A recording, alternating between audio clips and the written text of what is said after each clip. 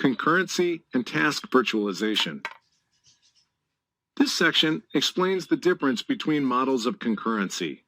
Figure 10.5 displays some of the trade-offs. The primary benefit of more costly forms of task virtualization is isolation. What is meant by the term isolation? Isolated tasks cannot interfere with each other. Interference comes in many forms. Examples include corrupting memory, saturating the network, and congestion when saving to disk. If a thread is blocked while waiting for the console to print output to the screen, none of the coroutines acting in that thread are able to progress. Isolated tasks cannot access each other's data without permission. Independent threads in the same process share a memory space, and all threads have equal access to data within that space. Processes, however, are prohibited from inspecting each other's memory. Isolated tasks cannot cause another task to crash. A failure in one task should not cascade into other systems. If a process induces a kernel panic, all processes are shut down. By conducting work in virtual machines, tasks can proceed even when other tasks are unstable. Isolation is a continuum. Complete isolation is impractical. It implies that input and output is impossible. Moreover, isolation is often implemented in software.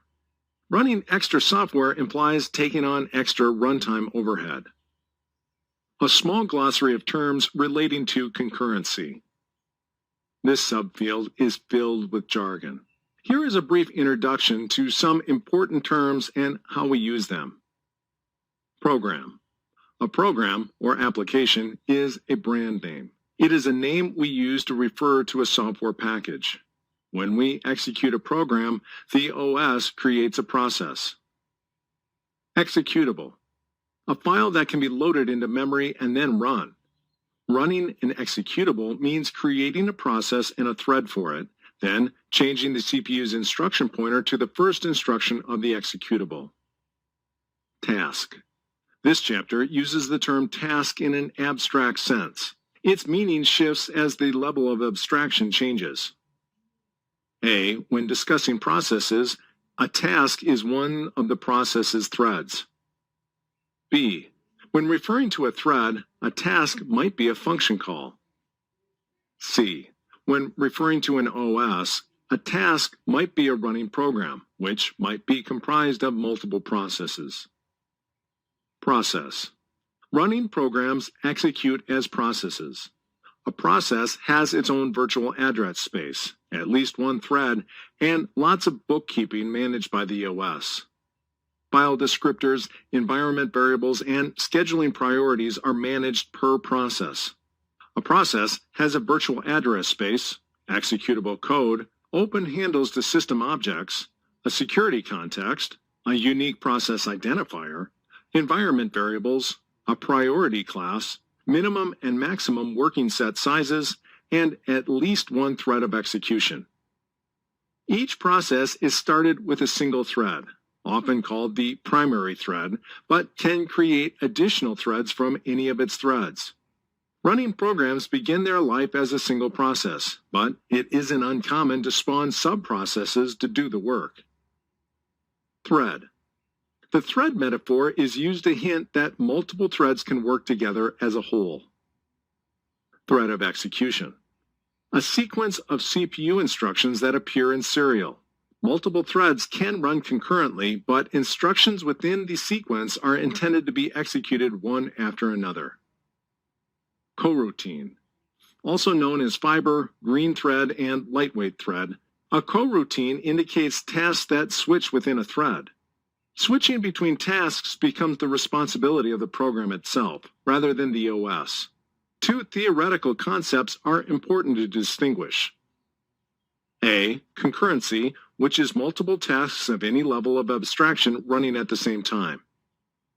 B. Parallelism, which is multiple threads executing on multiple CPUs at the same time.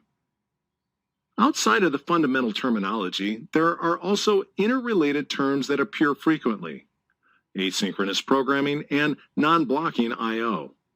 Many operating systems provide non-blocking I/O facilities, where data from multiple sockets is batched into queues and periodically pulled as a group.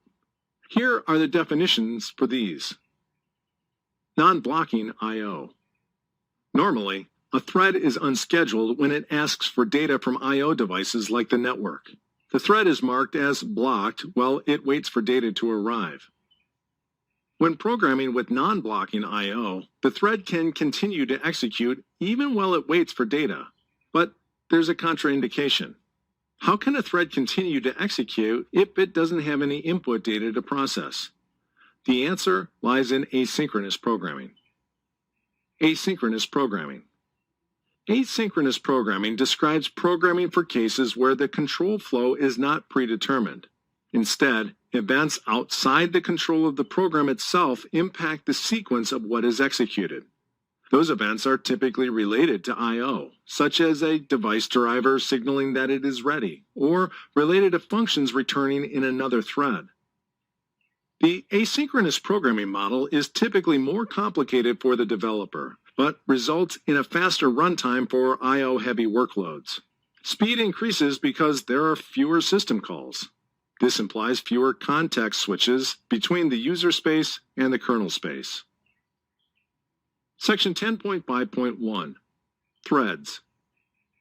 A thread is the lowest level of isolation that an OS understands. The OS can schedule threads. Smaller forms of concurrency are invisible to the OS. You may have encountered terms such as coroutines, fibers, and green threads. Switching between tasks here is managed by the process itself. The OS is ignorant of the fact that a program is processing multiple tasks. For threads and other forms of concurrency, context switching is required. Section 10.5.2. What is a context switch? Switching between tasks at the same level of virtualization is known as a context switch. For threads to switch, CPU registers need to be cleared, CPU caches might need to be flushed, and variables within the OS need to be reset. As isolation increases, so does the cost of the context switch. CPUs can only execute instructions in serial. To do more than one task, a computer, for example, needs to be able to press the Save Game button, switch to a new task, and resume at that task's save spot. The CPU is save scum. Why is the CPU constantly switching between tasks? Because it has so much time available. Programs often need to access data from memory, disk, or the network. Because waiting for data is incredibly slow, there's often sufficient time to do something else in the meantime. Section 10.5.3. Processes. Threads exist within a process. The distinguishing characteristic of a process is that its memory is independent from other processes. The OS, in conjunction with the CPU, protects a process's memory from all others. To share data between processes, Rust channels and data protected by arc of mutex of underscore won't suffice. You need some support from the OS. For this, reusing network sockets is common. Most operating systems provide specialized forms of inter-process communication, or IPC, which are faster while being less portable. Section 10.5.4. WebAssembly. WebAssembly, or WASM, is interesting because it's an attempt at isolating tasks within the process boundary itself.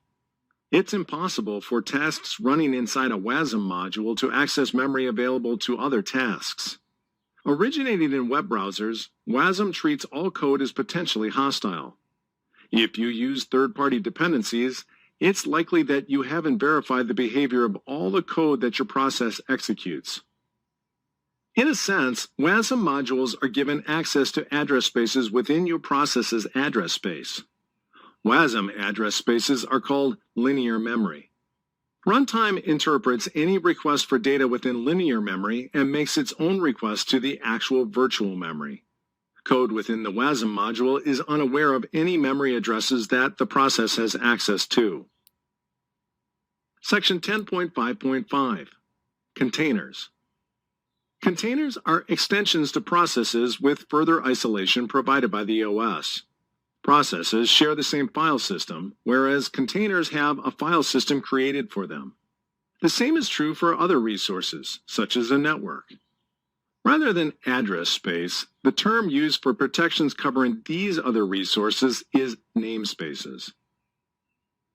Section 10.5.6. Why use an operating system or OS at all? It's possible to run an application as its own OS. Chapter 11 provides one implementation. The general term for an application that runs without an OS is to describe it as freestanding. Freestanding in the sense that it does not require the support of an OS. Freestanding binaries are used by embedded software developers when there is no OS to rely on. Using freestanding binaries can involve significant limitations, though. Without an OS, applications no longer have virtual memory or multithreading. All of those concerns become your application's concerns. To reach a middle ground, it is possible to compile a unikernel. A unikernel is a minimal OS paired with a single application. The compilation process strips out everything from the OS that isn't used by the application that's being deployed. Summary. Closures and functions both feel like they should be the same type, but they aren't identical. If you want to create a function that accepts either a function or a closure as an argument, then make use of the std_ops_fn family of traits. A functional style that makes heavy use of higher-order programming and iterators is idiomatic Rust.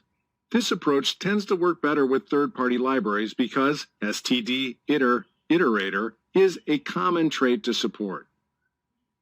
Threads have less impact than you probably have heard, but spawning threads without bounds can cause significant problems. To create a byte, U8, from a literal, use single quotes, e.g. B single quote A single quote. Double quotes, e.g. B double quote A double quote, creates a byte slice, U8 surrounded in square brackets of length 1. To increase the convenience of enums, it can be handy to bring their variants into local scope with use create:::. Isolation is provided as a spectrum. In general, as isolation between software components increases, performance decreases. Chapter 11. Kernel. This chapter covers writing and compiling your own OS kernel, gaining a deeper understanding of the Rust compiler's capabilities, extending cargo with custom subcommands. Let's build an operating system, or OS. By the end of the chapter, you'll be running your OS, or at least a minimal subset of one. Not only that, but you will have compiled your own bootloader, your own kernel, and the Rust language directly for that new target, which doesn't exist yet. This chapter covers many features of Rust that are important for programming without an OS. Accordingly, the chapter is important for programmers who intend to work with Rust on embedded devices. Section 11.1. A fledgling operating system, Fledge OS. In this section, we'll implement an OS kernel. The OS kernel performs several important roles such as interacting with hardware and memory management, and coordinating work. Typically, work is coordinated through processes and threads. We won't be able to cover much of that in this chapter, but we'll get off the ground. We'll fledge, so let's call the system we're building Fledge OS. Section 11.1.1. Setting up a development environment for developing an OS kernel. Creating an executable for an OS that doesn't exist yet is a complicated process. For instance, we need to compile the core Rust language for the OS from your current one. But your current environment only understands your current environment. Let's extend that. We need several tools to help us out. Here are several components that you will need to install and/or configure before creating Fledge OS. QEMU, a virtualization technology. Formerly part of a class of software called virtual machine monitors, it runs operating systems for any machine on any of its supported host architectures. Visit qemu.org for installation instructions. The boot image crate and some supporting tools. The boot image crate does the heavy lifting for our project. Thankfully, installing it and the tools needed to work with it effectively is a lightweight process. To do that, enter the following commands from the command line. Each of these tools performs an important role. The cargo-bin utils crate enables Cargo to directly manipulate executable files via subcommands using utilities built with Rust and installed by Cargo. Using cargo-bin utils rather than installing bin utils via another route prevents any potential version mismatches. The boot image crate enables Cargo to build a boot image, an executable that can be booted directly on hardware. The nightly toolchain. Installing the nightly version of the Rust compiler unlocks features that have not been marked as stable and thus constrained by Rust's backward compatibility guarantees. Some of the compiler internals that we will be accessing in this chapter are unlikely to ever be stabilized. We set nightly to be our default toolchain to simplify the build steps for projects in this chapter. To revert the change, use the command rustup default stable. The rust-src component downloads the source code for the Rust programming language. This enables Rust to compile a compiler for the new OS. The llvm-tools-preview component installs extensions for the LLVM compiler, which makes up part of the Rust compiler. Section 11.1.2 Verifying the development environment. To prevent significant frustration later on, it can be useful to double-check that everything is installed correctly. To do that, here's a checklist. QEMU. The QEMU-system-x86_64 utility should be on your path. You can check that this is the case by providing the -- version flag. The cargo-bin utils crate.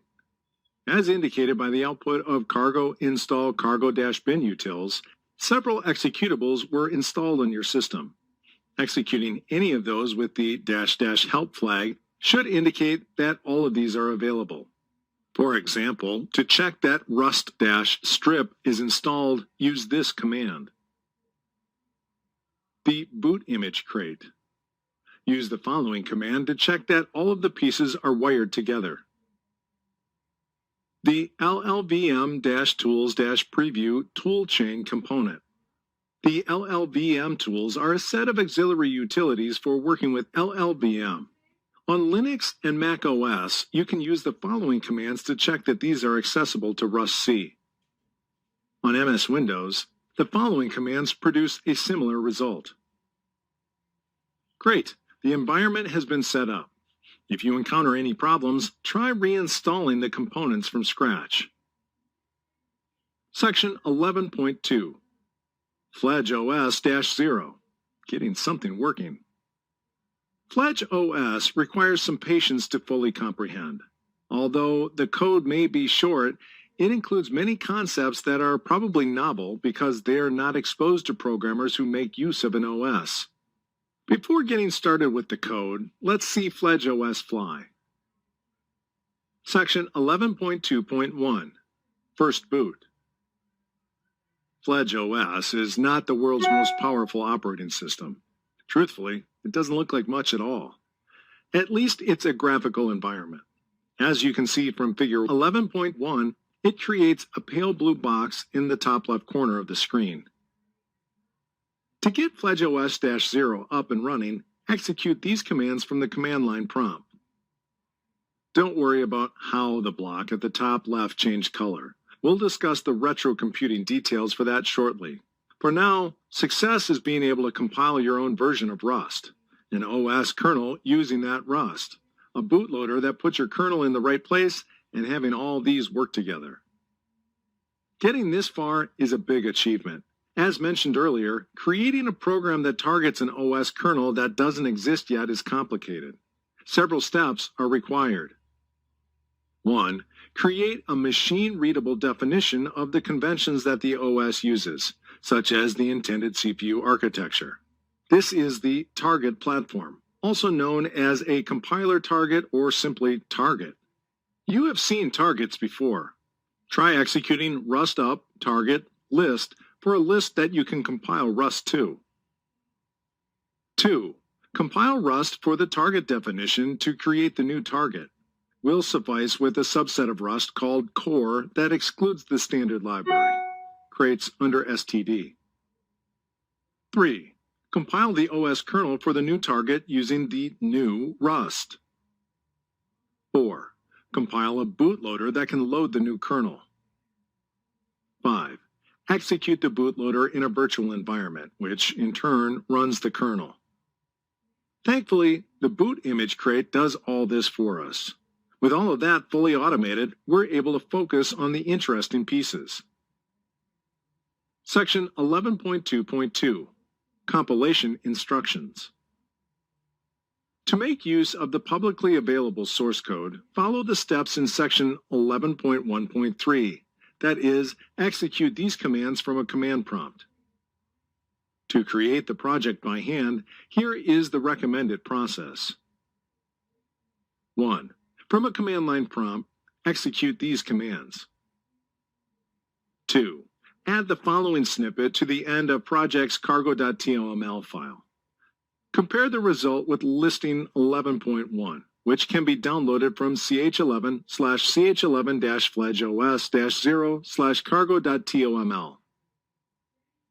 3. Create a new fledge.json file at the root of the project with the contents from listing 11.2. You can download this from the listing in ch11/ch11-fledgeos-0/fledge.json. 4. Create a new .cargo/config.toml file from the listing in 11.3, which is available in ch11/ch11-fledgeos-0/-.cargo/config.toml. 5. Replace the contents of src/main with listing 11.4, which is available in ch11/ch11-fledgeos-0/src/main.rs. Section 11.2.3 Source Code Listings.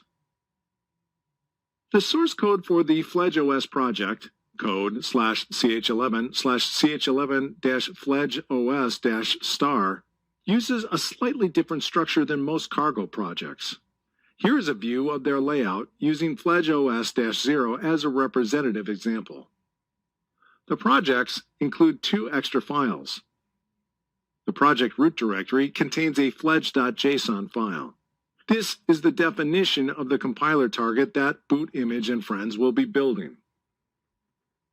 The .cargo/config.toml file provides extra configuration parameters. These tell Cargo that it needs to compile the std core module itself for this project, rather than relying on it being pre-installed.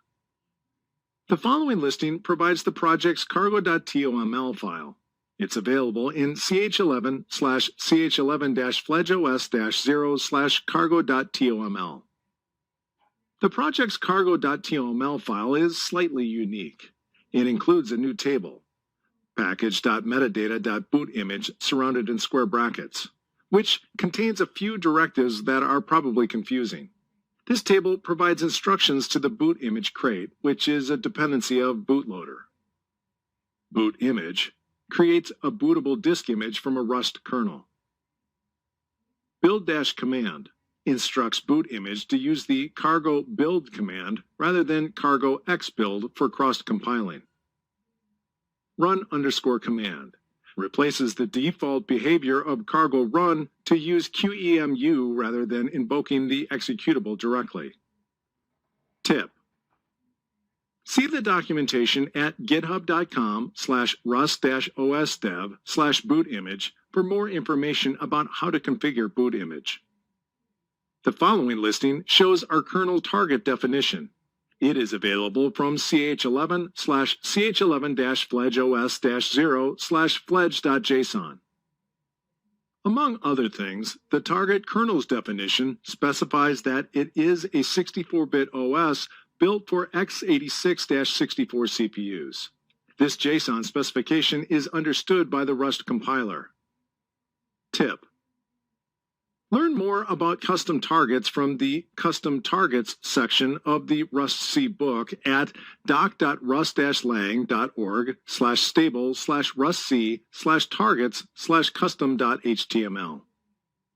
The following listing, available from ch11/fledgeos-0/.cargo/config.toml, provides an additional configuration for building FledgeOS. We need to instruct Cargo to compile the Rust language for the compiler target that we defined in the previous listing. We are finally ready to see the kernel's source code. The next listing, available from ch11/ch11-fledgeos-0/src/main.rs, sets up the boot process and then writes the value 0 times 30 to a predefined memory address. You'll read about how this works in section 11.2.5.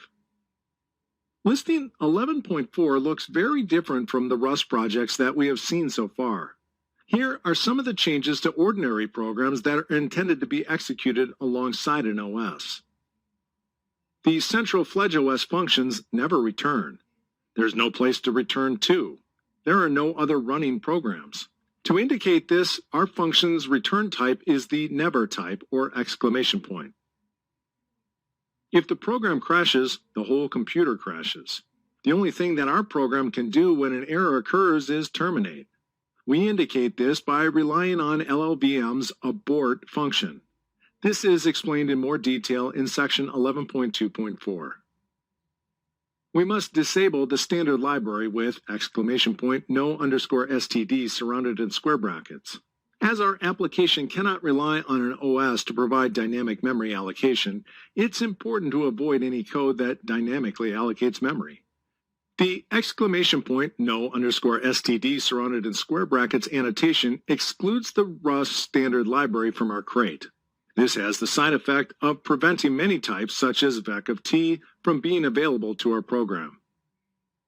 We need to unlock the unstable core_intrinsics API with the !core_intrinsics surrounded in square brackets attribute. Part of the Rust compiler is provided by LLVM, the compiler produced by the LLVM project. LLVM exposes parts of its internals to Rust, which are known as intrinsic functions. As LLVM's internals are not subject to Rust stability guarantees, there's always a risk that what is offered to Rust will change. Therefore, this implies that we must use the nightly compiler toolchain and explicitly opt into the unstable API in our program. We need to disable the Rust symbol naming conventions with the !no_mangle surrounded by square brackets attribute. Symbol names are strings within the compiled binary.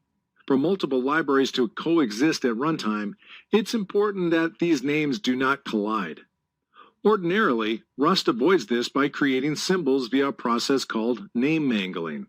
We need to disable this from occurring in our program, otherwise the boot process may fail. We should opt into C's calling conventions with extern C surrounded by double quotes. An operating system's calling conventions relates to the way function arguments are laid out in memory, among other details. Rust does not define its calling convention. By annotating the _start function with extern C surrounded by double quotes, we instruct Rust to use the C language's calling conventions. Without this, the boot process may fail. Writing directly to memory changes the display.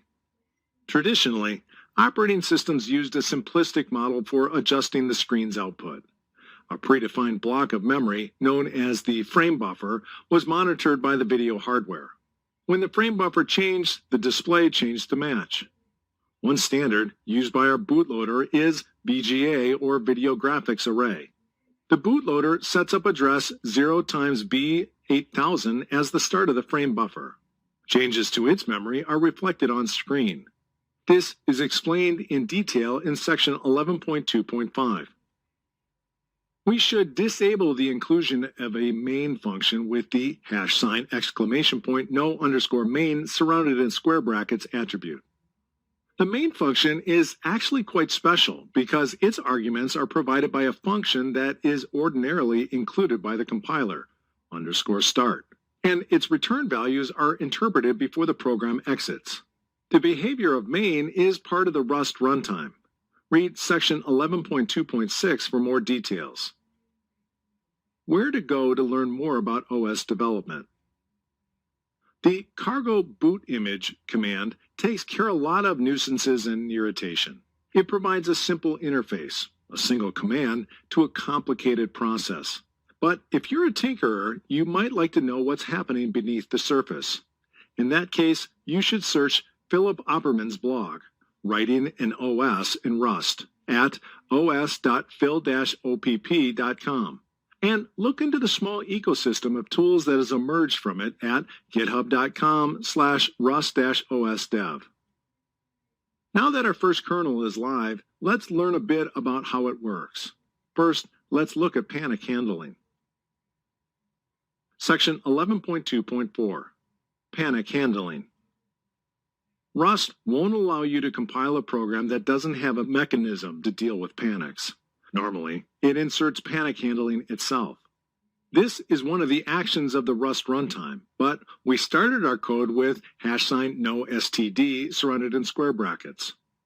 Avoiding the standard library is useful in that it greatly simplifies compilation, but manual panic handling is one of its costs. The following listing is an excerpt from listing 11.4. It introduces our panic handling functionality. There is an alternative to intrinsics abort. We could use an infinite loop as the panic handler, shown in the following listing. The disadvantage of that approach is that any errors in the program trigger the CPU core to run at 100% until it's shut down manually. The panic info struct provides information about where the panic originates. This information includes the file name and line number of the source code. It'll come in handy when we implement proper panic handling. Section 11.2.5, Writing to the screen with VGA-compatible text mode. The bootloader sets some magic bytes with raw assembly code in boot mode. At startup, the bytes are interpreted by the hardware. The hardware switches its display to an 80 by 25 grid. It also sets up a fixed memory buffer that is interpreted by the hardware for printing to the screen. VGA-compatible text mode in 20 seconds. Normally, the display is split into an 80 by 25 grid of cells. Each cell is represented in a memory by 2 bytes. In Rust-like syntax, those bytes include several fields. The following code snippet shows the fields. VGA text mode has a 16-color palette, where 3 bits make up the main 8 colors. Foreground colors also have an additional bright variant, shown in the following. This initialization at boot time makes it easy to display things on screen. Each of the points in the 80 by 25 grid are mapped to locations in memory. This area of memory is called the frame buffer. Our bootloader designates 0x B8000 as the start of a 4000 byte frame buffer. To actually set the value, our code uses 2 new methods, offset and write_volatile, that you haven't encountered before. The following listing, an excerpt from listing 11.4, shows how these are used. Here is a short explanation of the 2 new methods. Moving through an address space with offset. A pointer type's offset method moves through the address space in increments that align to the size of the pointer. For example, calling .offset of 1 on a *mute U8 or mutable pointer to a U8 adds 1 to its address. When that same call is made to a *mute U32 or a mutable pointer to a U32, the pointer's address moves by 4 bytes. Forcing a value to be written to memory with write_volatile. Pointers provide a write_volatile method that issues a volatile write. Volatile prevents the compiler's optimizer from optimizing away the write instruction. A smart compiler might simply notice that we are using lots of constants everywhere and initialize the program such that the memory is simply set to the value that we want it to be. The following listing shows another way to write framebuffer.offset of 1.write_volatile of 0 times 30. Here we use the dereference operator, or asterisk, and manually set the memory to 0 times 30.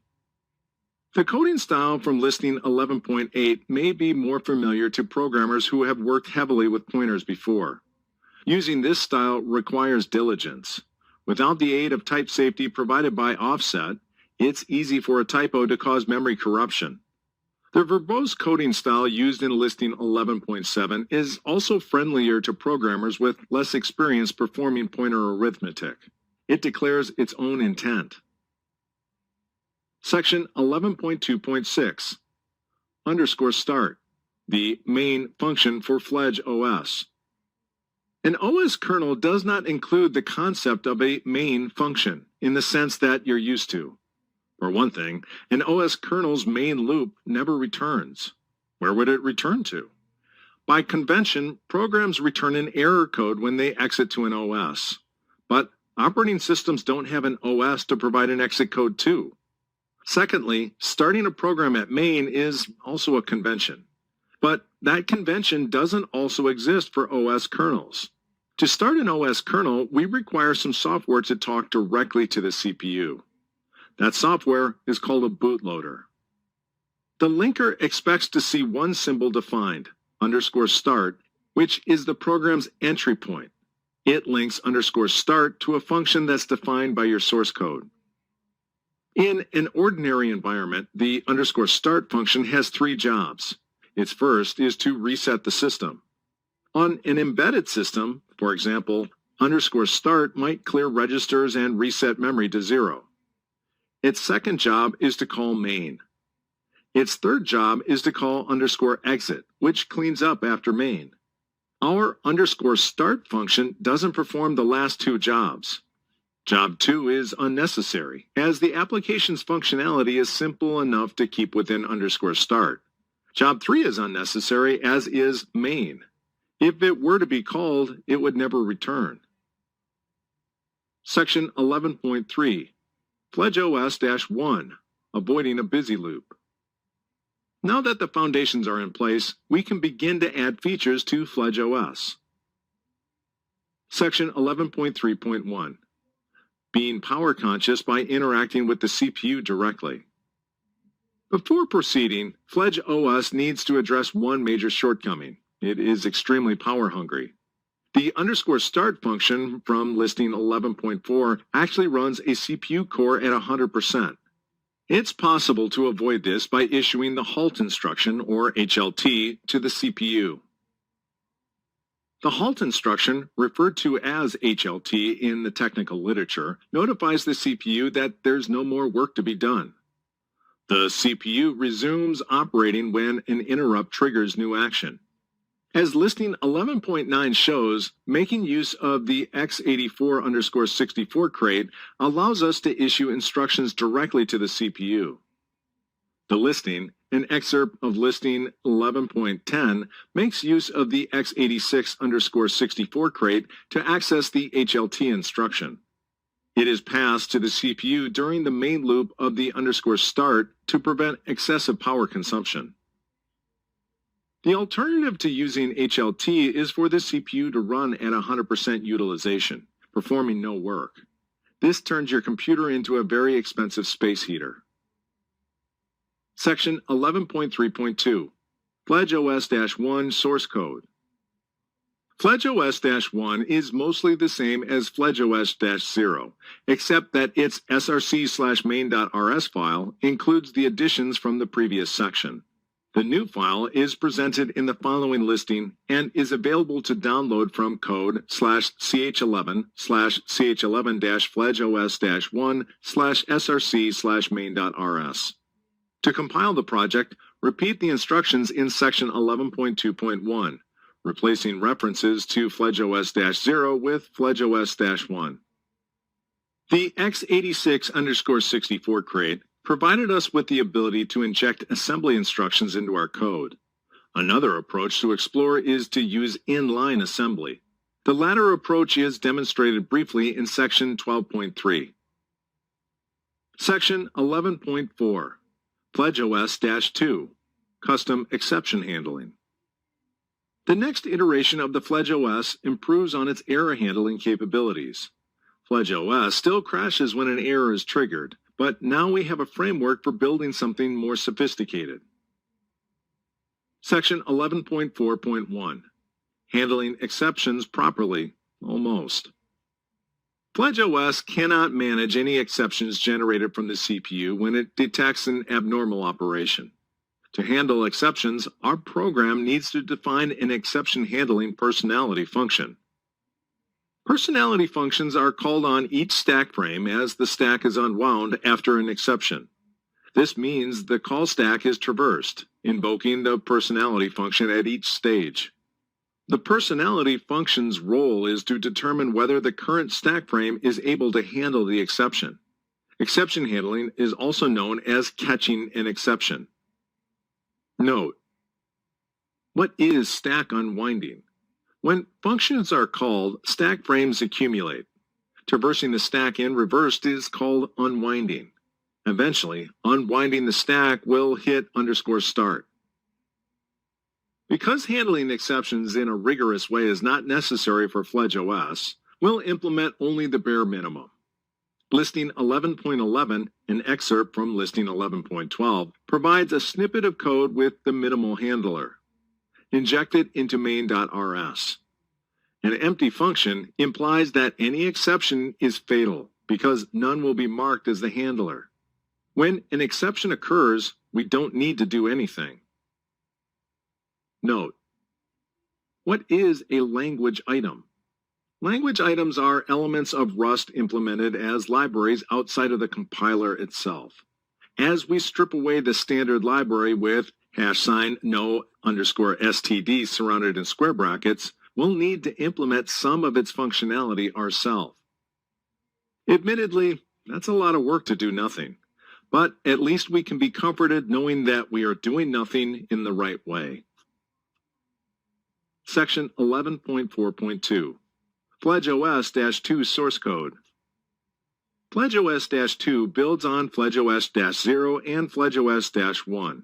Its src/main.rs file includes the additions from the previous listing.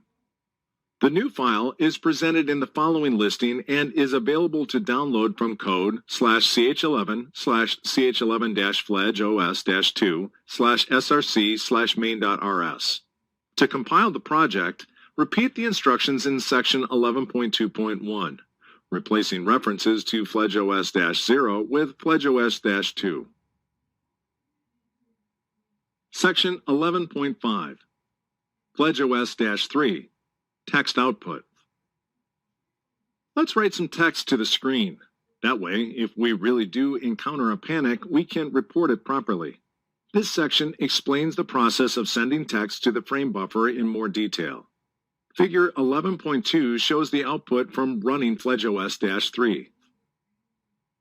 Section 11.5.1, Writing colored text to the screen. To start, we'll create a type for the color numeric constants that are used later in listing 11.16. Using an enum rather than defining a series of const values provides enhanced type safety. In some sense, it adds a semantic relationship between the values. These are all treated as members of the same group. The following listing defines an enum that represents the VGA-compatible text mode color palette. The mapping between bit patterns and colors is defined by the VGA standard, and our code should comply with it. Section 11.5.2, Controlling the in-memory representation of enums. We've been content to allow the compiler to determine how an enum is represented, but there are times when we need to pull in the reins. External systems often demand that our data matches their requirements. Listing 11.13 provides an example of fitting the colors from the VGA-compatible text mode palette enum into a single U8. It removes any discretion from the compiler about which bit pattern, formerly called the discriminant, to associate with particular variants. To prescribe a representation, add the REPR attribute. You are then able to specify any integer type, I32, U8, I16, U16, etc., as well as some special cases. Using a prescribed representation has some disadvantages. In particular, it reduces your flexibility. It also prevents Rust from making space optimizations. Some enums, those with a single variant, require no representation.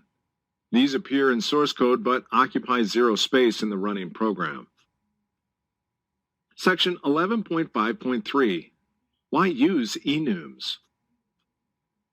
You could model colors differently. For instance, it's possible to create numeric constants that look identical in memory. The following shows one such possibility. Using an enum adds an extra guard.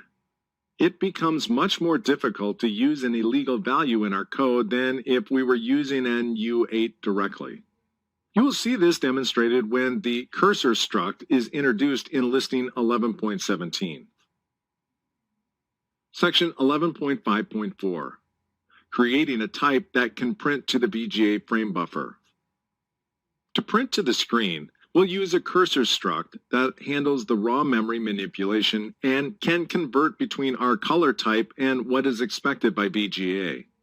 As the following listing shows, this type manages the interface between our code and the VGA frame buffer. This listing is another excerpt from listing 11.16. Section 11.5.5. Printing to the screen. Making use of cursor involves setting its position and then sending a reference to cursor.print. The following listing, an excerpt from listing 11.16, expands the _start function to also print to the screen. Section 11.5.6. FledgeOS-3 source code. FledgeOS-3 continues to build on FledgeOS-0, FledgeOS-1, and FledgeOS-2. Its src/main.rs file includes the additions from this section. The complete file is presented in the following listing and is available to download from code/ch11/CH11-FledgeOS-3/src/main.rs. To compile the project, repeat the instructions in section 11.2.1, replacing references to FledgeOS-0 with FledgeOS-3. Section 11.6. FledgeOS-4. Custom panic handling. Our panic handler, repeated in the following snippet, calls core intrinsics abort. This shuts down the computer immediately without providing any further input. Section 11.6.1. Implementing a panic handler that reports the error to the user. For the benefit of anyone doing embedded development or wanting to execute Rust on microcontrollers, it's important to learn how to report where a panic occurs. A good place to start with is core fmt write. That trait can also be associated with the panic handler to display a message, as figure 11.3 shows. Section 11.6.2. Re-implementing panic by making use of core fmt write. The output shown by figure 11.3 is produced by the listing 11.17. Panic now goes through a two-stage process. In the first stage, panic clears the screen. The second stage involves the core write macro. Core write takes a destination object as its first argument, cursor, which implements the core fmt write trait. The following listing, an excerpt from listing 11.19, provides a panic handler that reports an error has occurred using this process. Section 11.